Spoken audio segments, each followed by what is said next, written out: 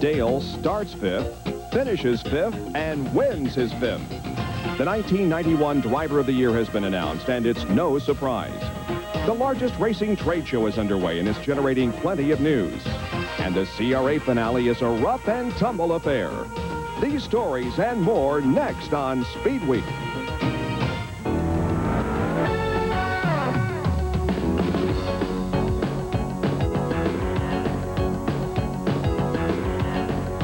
Speedweek is brought to you by Dodge, a division of the Chrysler Corporation, proud sponsor of the 1992 U.S. Olympic team.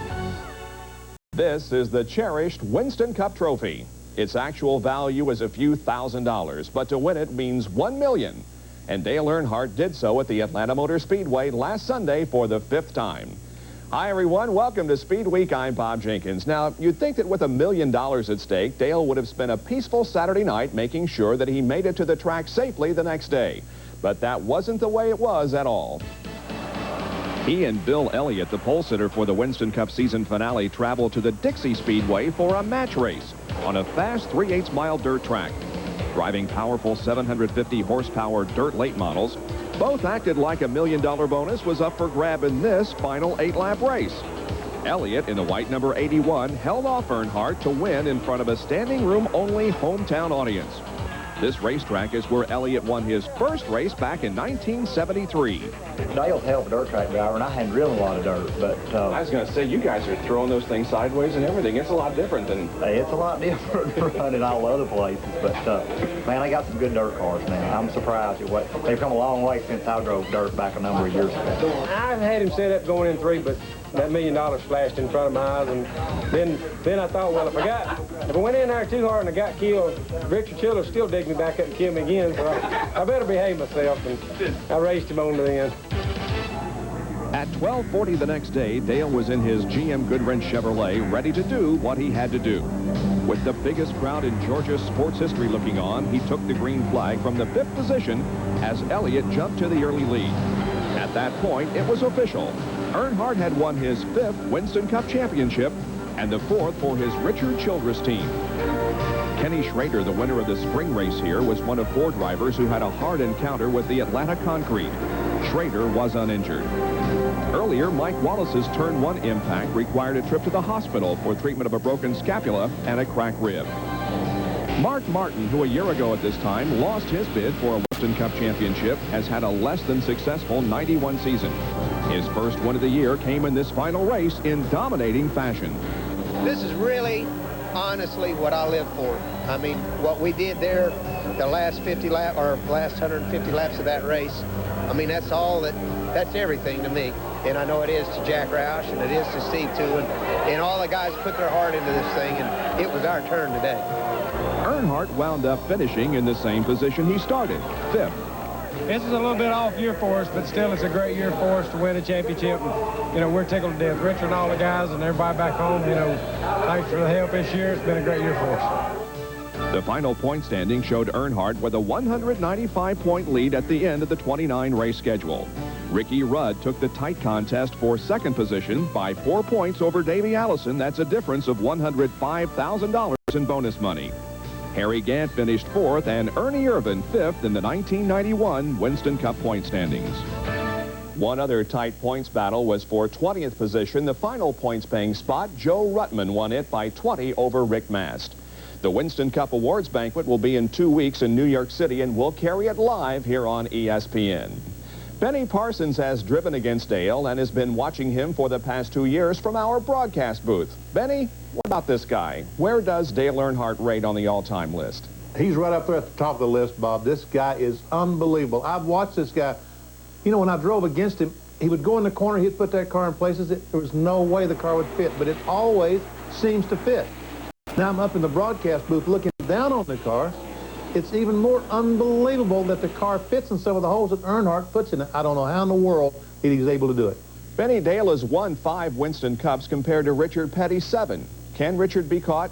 Sure he can. Earnhardt is only 40 years old, and Harry Gant is still win races at 51, so Earnhardt has another 10 years that he can be productive behind the wheel of a race car. But this year, at the end of the 1991 season, I think we saw just a little bit of a chink in the armor. Earnhardt was just not that dominant at the end of 1991. I think the first few races of 92 for Richard Childress, Dale Earnhardt, and that whole team are going to be awfully important. Thanks, Benny. It has been a pleasure working with you all year. Look forward to seeing you at the Winston Cup banquet. Thank you, Bob. On Wednesday, Bobby Hamilton was named Rookie of the Year for the Winston Cup Series, edging out Ted Musgrave. Also at Atlanta, Bill Venturini won his second ARCA championship, the first since 1987. Dick Trickle won the race driving a Junior Johnson R&D car. Speedweek is brought to you by Quaker State.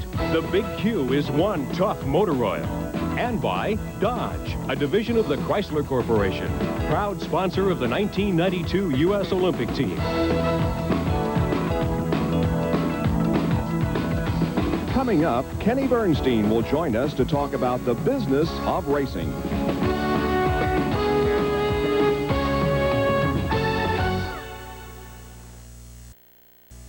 Between now and the beginning of next season, there will be many trade shows where those involved in the business of racing get together. The biggest of them all, the SEMA show, is going on right now in Las Vegas, and our Marty Reed is there. Marty? Well, Bob, it's no secret the economy has certainly taken its toll on trade shows. A number of them are off in attendance this year, except here at SEMA. This is the one show you cannot afford to miss. SEMA, or the Specialty Equipment Market Association, sold out space at this year's show 10 days ago. 1,035 companies have occupied over 1 million square feet of space at the Las Vegas Convention Center. The show has two focal points: major announcements and the introduction of new products. Big news involving NHRA and their television package for next year. They're going to try and put 6 races on the air live. 30-minute shows that will televise the finals in Top Fuel, Pro Stock, and Funny Car.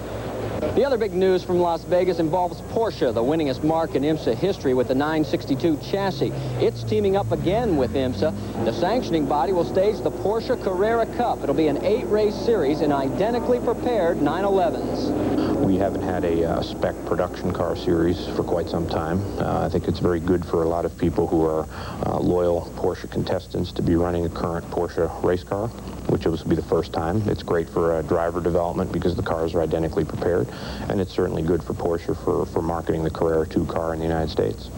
In the second major area of new products, many exhibitors came to the show wondering how the recession would affect business. With over 500 new products on display, the general reaction seems to be sales are better than expected. We had very good results. We had, our wheel business, the 50-pound wheel business, doing really well in America and worldwide now. We are really doing well, and even a lot of people say there is a recession. There is a recession, but still selling well and doing well, and we're very pleased. There are two reasons for the upswing in business. Last year, companies had to cut back because of the economy, and now they've got to restock their shelves. And two, it's a jungle out here on this floor, and nobody wants to admit that they're falling behind the competition. For Speedweek, this is Marty Reed reporting from Las Vegas. Thanks, Marty. It's nice to see you don't monkey around when you're on assignment. There is perhaps no one in motorsports that can speak to the economy and racing more than Kenny Bernstein. He's the only person in the business right now that is involved in 3 major types of racing. This picture ran in Sports Illustrated a couple of years ago.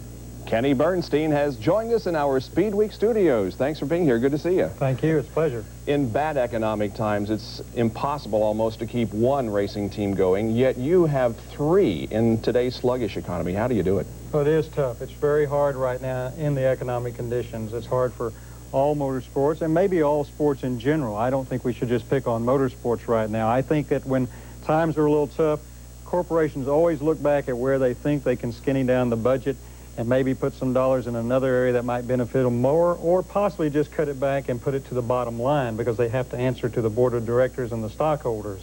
And we're seeing that. There's no question about it, but hopefully that'll turn and change as it has throughout the years, and a year or so from now we'll be talking differently. A lot of people have difficulty getting sponsors. You seem to have a relatively easy time doing that. Not at all. Not easy at all, Bob. Not at all. It's very hard. I'm very fortunate to be associated with some great people. Budweiser for 13 years. People forget that that started back in 1980.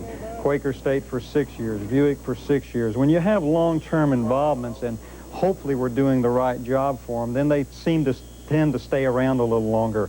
New ones are much tougher to get nowadays. They're harder. Lucky to put a Dynamax on for the dragster next year. Moving over to the Ford, for instance, in NASCAR, in that side of things. But it's not easy today. It's very difficult. You have to do the job for them and hope that they can stay and weather the storm till it's over with.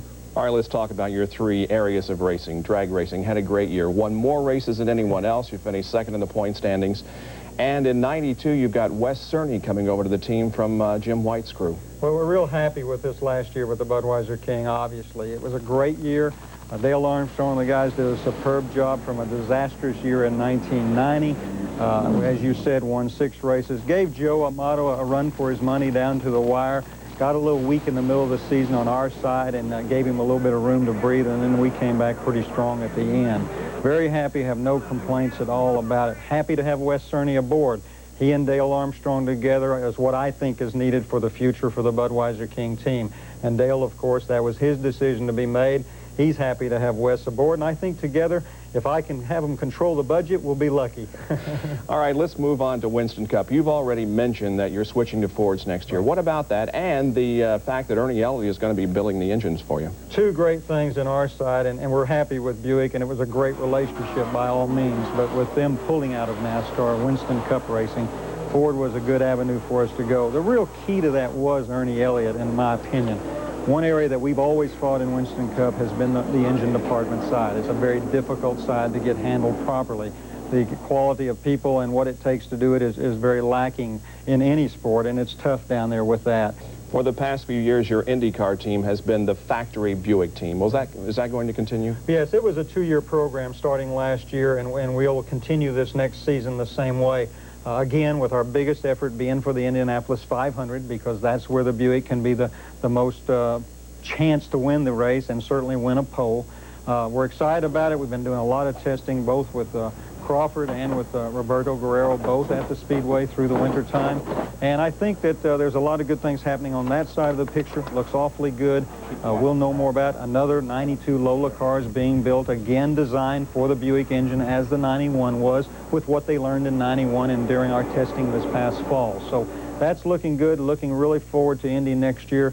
I think that the Buick and certainly the Lola will be a fine piece for that racetrack. Very quickly, we did a story a couple of weeks ago on Speedweek about the possibility of 300 in drag racing next year. Can you do it? Makes me smile.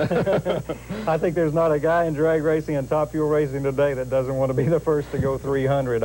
It really would be neat. It really honestly would. Yeah, the insurance companies have relaxed a little bit in that area, as you people reported.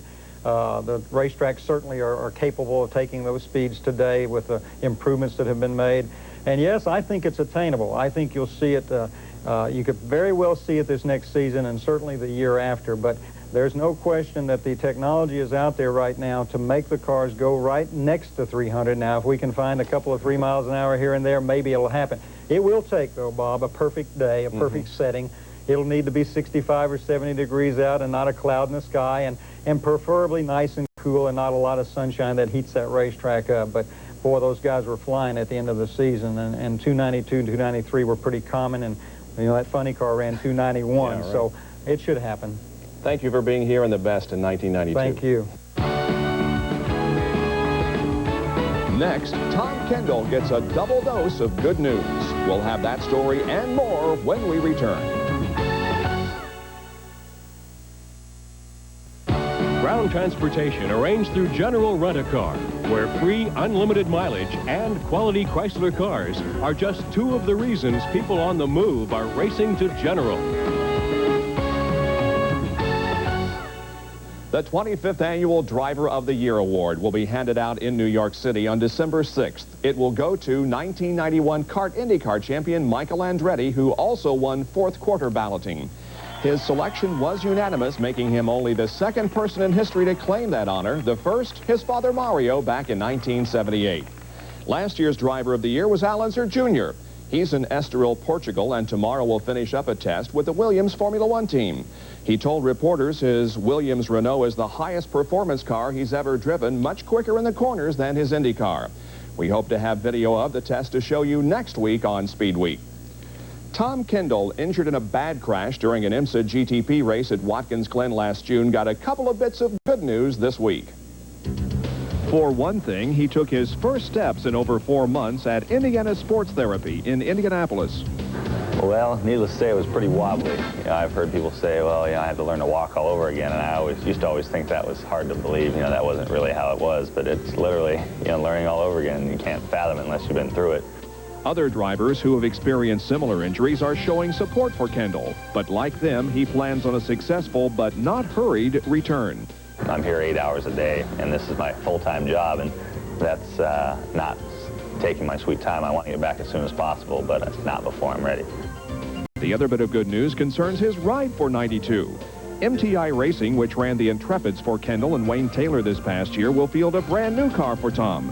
It will carry the Corvette nameplate and be ready for the Miami Grand Prix in late February. As far as the car goes itself, Bob Riley's had the new shape in the wind tunnel, or the preliminary shape at least, and I used to always joke around saying, well, one of the great things about the Intrepid is it has a ton of downforce, and now it literally does. It has well over, 2 tons of downforce, really, without getting too specific. They're saying, well, we're not talking pounds anymore, we're just going to deal in tons. And, that's been the car's strong point up till now, and the new one, I can say, is going to be quite a bit better. Kendall was the 1990 Trans Am champion. This year, Scott Sharp won that title, and he's the subject of the first in a series of reports we'll be airing in the coming weeks on young, promising drivers. Here's Rick DeBrule. For Scott Sharp, there was never really any doubt about what he was going to do in life. The son of 6-time national SCCA champ Bob Sharp, racing was the obvious goal. My mom started bringing me to races when I was about 6 months old, and started racing go-karts when I was 8. It was just always like the thing I was going to do, not whether I guess I always wanted to. And from the moment he started, he did well, winning a sports car championship in each of his first 3 years. All the while, Papa was there to give a little guidance. I'm proud of the job he did this year, and it's been fun as he's grown older to open and close chapters of the book, and for me to sort of step out of it and watch him mature as a race driver and, grow within the sport. This year, he grew into a Trans Am championship, and next year, he's planning to be the first returning champ that the series has had in some time. I think the Trans Am series is really at its peak right now. It's not too car dominant of a series, and I think I have a little bit of development left in my own driving. Sharp is family friends with Paul Newman, and there has been some talk linking him to the Newman-Haas IndyCar operation when he does finally make the move. Well, Paul and I are definitely great friends, but right now they're, I think, switching over to Cosworth, and I'm with Chevrolet, so we'll have to see just what happens. And after all, the only thing Scott Sharp is counting on next year is another run at the Trans Am title. I'm Rick DeBrule reporting for Speedweek. And our congratulations to Scott. He's just been selected as one of 12 drivers on the All-American team chosen by the Auto Racing Writers and Broadcasters Association. Joining him in the road racing category was IMSA champion Jeff Brabham. Winners in the open wheel division were Michael Andretti and Rick Mears. In the stock car category, Harry Gant and Dale Earnhardt. Joe Amato and Darrell Alderman were selected in the drag racing division. Steve Kinzer and 1991 Silver Crown champion Jeff Gordon represent short track racing. And at large, Roger Mears from off-road racing and Pat Austin from the NHRA complete the list of this year's first team All-Americans. Are you looking for the perfect gift for